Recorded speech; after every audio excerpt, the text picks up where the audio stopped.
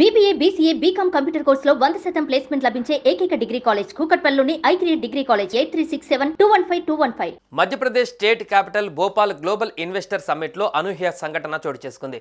2 రోజుల పాటు జరిగిన ఈ సదస్సును స్వయానా దేశ ప్రధానమంత్రి నరేంద్ర మోదీ ప్రారంభించారు.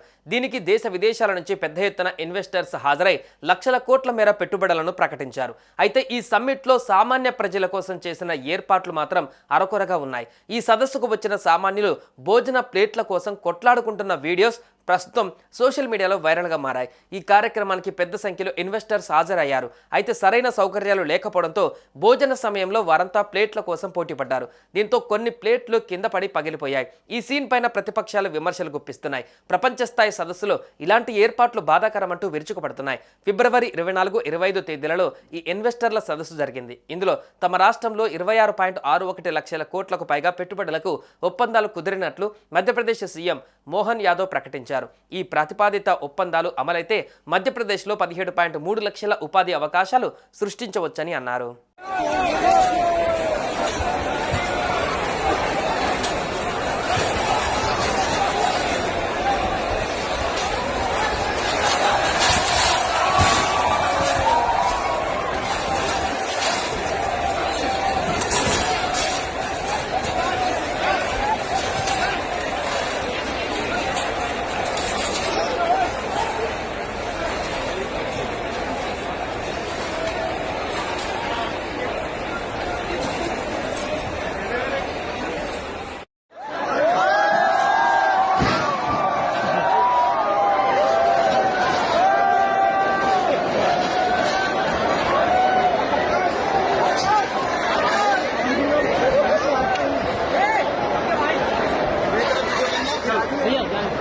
वीडियो करने में इंटरेक्शन नहीं है भाई। ये हमारे ये इनको खाने को कभी नहीं मिलता, इनकी तरफ फोकस करो बेचारे।